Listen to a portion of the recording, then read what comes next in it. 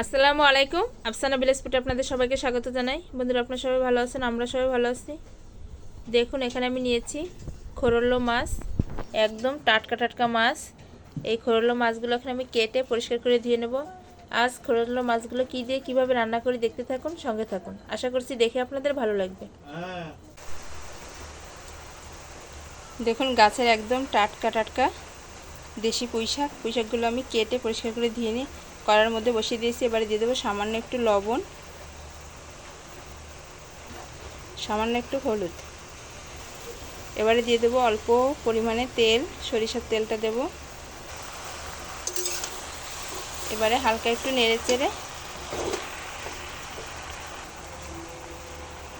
ভালো করে নেড়ে চেড়ে নিয়েছি। এবার আমি সামান্য একটু পানি দিয়ে দেবো পুঁইশাকটা একটু সিদ্ধ হওয়ার জন্য।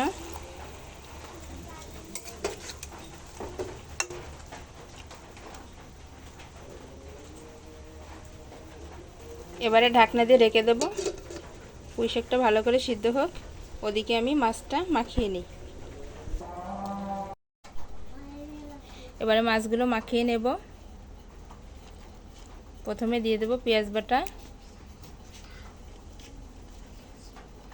রসুন বাটা, জিরা বাটা,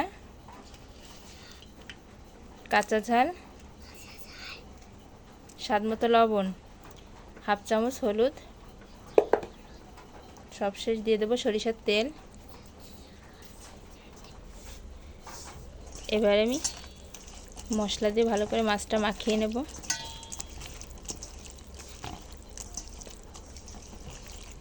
খুব আলতো হাতে করতে হবে মাছটা মাখানো।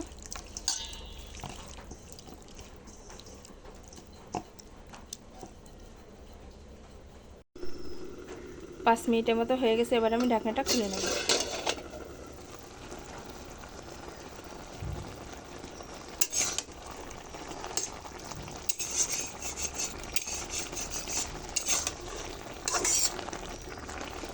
দেখুন, পুঁইশাকটা কিন্তু আমার অর্ধেকটা জাল হয়ে গেছে।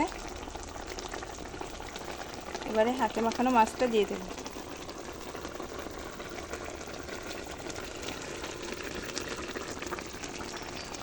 এবারে সামান্য একটু পানি দিয়ে দেব।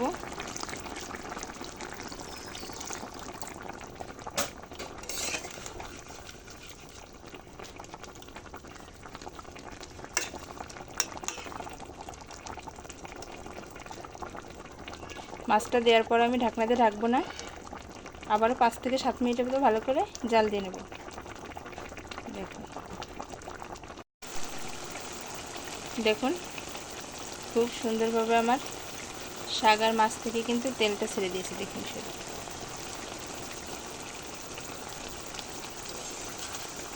খুব সুন্দরভাবে আমার পুঁই শাক আর মাছটা রান্না হয়ে গেছে। এবার আমি চুলা থেকে নামিয়ে নেব। দেখুন বন্ধুরা, আমি কত সহজে পুঁই শাক দিয়ে মাছটা চচ্চড়ি করে নিয়েছি। দেখুন, হালকা একটু ঝোল আছে, খুব ভালো লাগবে খেতে। মেয়েটা খেতে বসে গেছে, এবার আমি মেয়েকে খেতে দেব।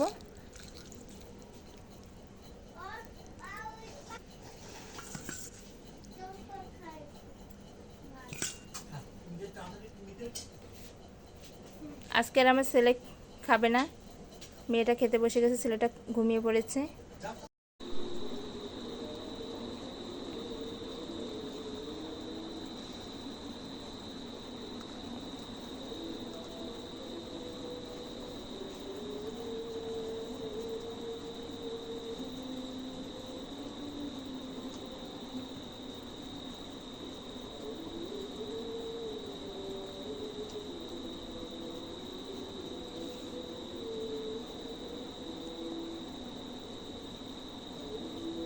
অসাধারণ হয়েছে।